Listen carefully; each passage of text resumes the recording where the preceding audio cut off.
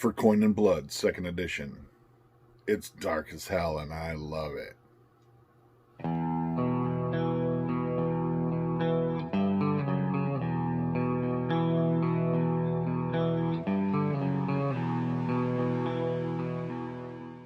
Hey everybody, Questwise here, and as you saw by the little intro, we're going to be talking about the upcoming For Coin and Blood 2nd edition role-playing game from Gallant Knight Games and Alan Barr. I was fortunate enough to get to review the 2nd edition for you, but fortunate enough to have had a chance to enjoy the 1st edition of For Coin and Blood. If you don't know what For Coin and Blood is, it is a role-playing game set in a sort of dark Renaissance type setting in which you play the villain.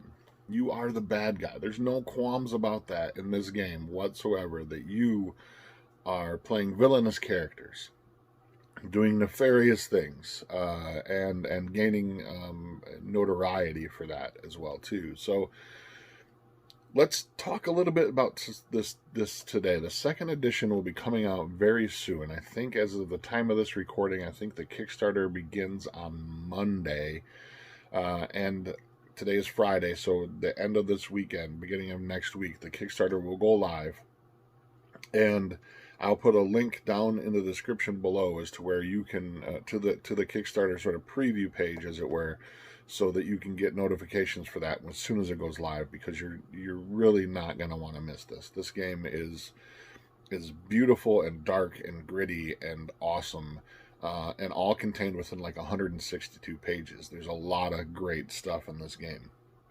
So this is a grimdark fantasy horror role-playing game. And like I said before, it's sort of set in a sort of pseudo Renaissance type setting, and you'll see a little bit what I mean about that. And throughout the video, I'll be showing some of this amazing art that was created by Gare Curdy, and the cover art, which you saw before, by Daniel Jimbert. The artwork in this just really solidifies what this game is about, and really fits the tone of the game. And I'll be showing some images, preview images throughout the video, so you can get a kind of feel of the sort of setting that you're gonna encounter in this game. A lot of the other things that you'll encounter that sort of give it that vibe and that feel are the sections on equipment and weapons. You'll see things like black powder weapons. There are guns in this game, but they're very early versions of black powder weapons. Not so much like flintlock weapons, but that sort of early Renaissance type of black powder weapons, as well as some really cool standard equipment that you would normally find in any sort of fantasy role-playing game. But you'll also find some really awesome and unique dark sort of themed weapons and equipment as well too.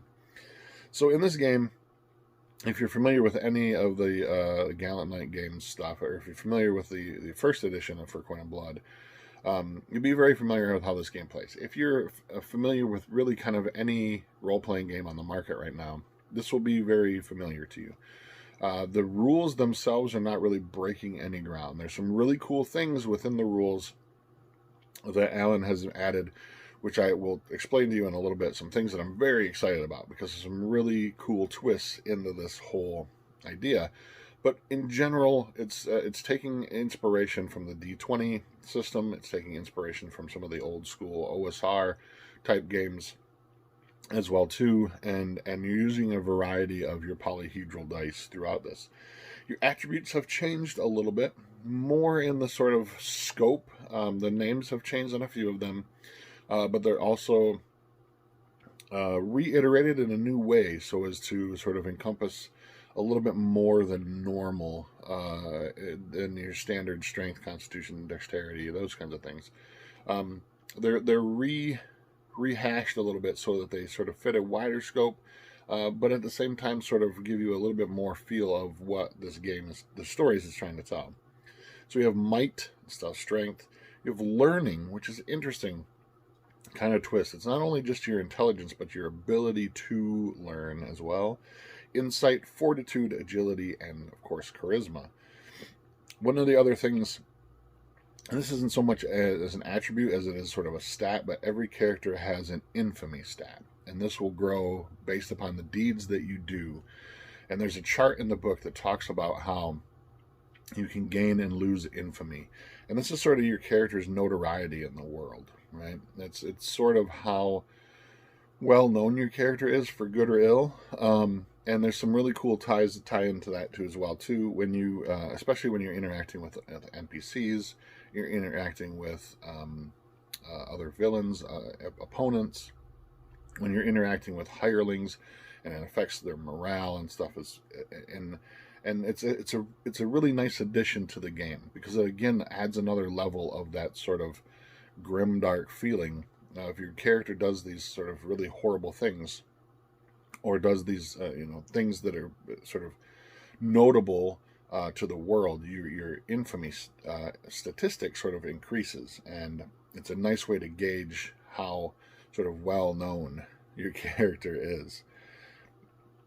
Like I said before, if you haven't gathered this already, you are the villain in this story, and you're going to be playing characters such as an assassin, the blackguard, the cut purse, the diabolist, the executioner, the knight, Machiavellian, which is a really cool one for it. It's sort of a dark political character, which I'm really intrigued by. I think this is going to be a really fun class to play, in that it's sort of the political machinations and moving things in sort of a darker way. The magus, which is, or magus, however you want to pronounce that, which is your wizard type character. A priest, which is going to be your cleric type character. A sellsword, mercenary. And the witch hunter, which is also another really, really cool one that I'm looking forward to exploring some more. The game is, when you get into the equipment section, again, you'll see some of the black powder weapons. You'll also see some really, the standard swords and that kind of stuff. There's also a few items in there that are kind of surprising. And then there's a lot of stuff I'm kind of being vague about in this video, because I want you to go and explore this Kickstarter. You will not be sorry for getting this.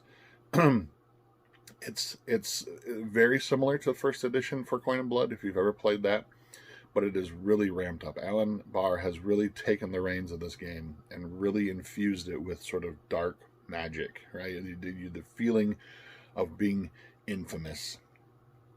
One of the things that I'm really impressed by, and these are some of the changes that you'll see from some of the standard games that are on the market right now. There's a couple of different things.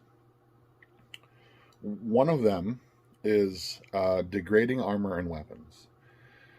I feel like this is not it's not a crunchy part of the game, as much as it might sound. It is very easy to integrate into the game itself, but adds a sort of touch of dark realism to the game. What that means is that there are times when your armor gets hit that it will degrade in effectiveness. Same thing with your weapon.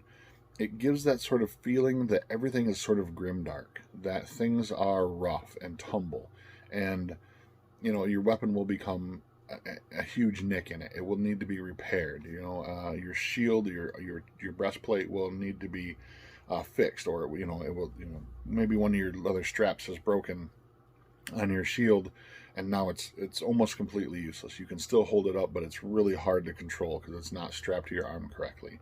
Your armor will be dented and it's painful to wear until it gets repaired. Things like that. And I think it's a really nice touch to the game, because it just adds another level of that sort of grittiness to the setting that Gallant Knight Games was really going for this. One of the other things that's really cool about this is there's a complete section on rules for poison and character legacies. And again, like I said, I'm trying to be a little bit vague on how these things, because I don't want to give you everything. I want you to be able to, when you back this Kickstarter and you open this book, when you finally get it, to just be in awe of some of the really cool stuff that is contained within this book. Another thing that I really appreciate about this game is the idea of what they're calling grim effort.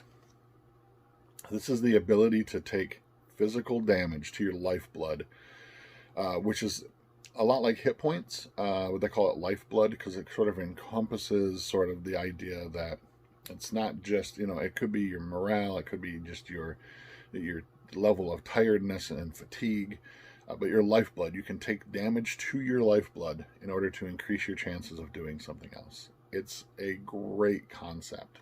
Grim effort. Kind of think of it sort of like a hero point for villains. My all-time favorite thing about this book, and Gallant Knight Games has done this before. I believe I've seen this as well in The Hero's Journey, and a few other sort of independent publishers out there have really grasped this concept. And you'll get a full list of magic spells for your priests and your maguses, or maguses. I'm not sure the connotation for that word. But you'll get all those spells and stuff like that. A lot of the stuff that you're very used to. Spells work like they're very Vancian. You have to memorize them and cast them. You're also going to get a lot of great magical weapons and items and stuff as well. But the artifacts, this really is my favorite part of the book. And I love this concept. And I try to incorporate it into every fantasy role-playing game that I try to run, because I think it is one of the things that really, to me, and again, it might be just a personal thing to me, you might not enjoy it, but I think that you probably will. Artifacts grow in power. They don't necessarily have to be weapons. They could be some sort of item as well, but they grow in power based upon your character's actions, right? So think of something like a magical dragon slaying sword that actually grows in power as you do things that influence that. They sort of grow in infamy with you. That it's more of the legend solidified of this weapon. Think of Excalibur, the sword Excalibur. Its magical power may have grown due to the deeds that King Arthur had performed. It's sort of the legend behind it. The legend solidified is what I'm calling it, of how these artifacts grow in power based upon what your characters do with them.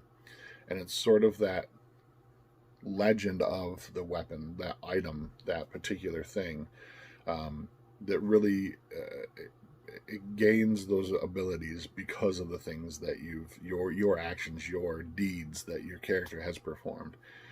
I love this concept. I think it is one of the coolest ideas, and I'm surprised that no one's really touched on it before. And I don't really know the inspiration, the true inspiration behind all this for Gallant Knight Games and some of the others, the smaller publishers have been using this, but I love it.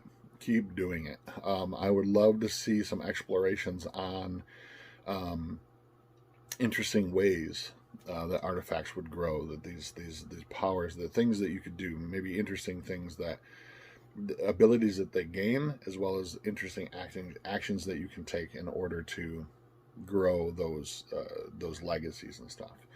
For Coin and Blood 2nd edition, coming to Kickstarter very, very soon. Like I said, there will be a link in the description down below as to where you can find this Kickstarter preview page and get notifications for when it launches. I am Questwise. Game on, my friends. Stay safe.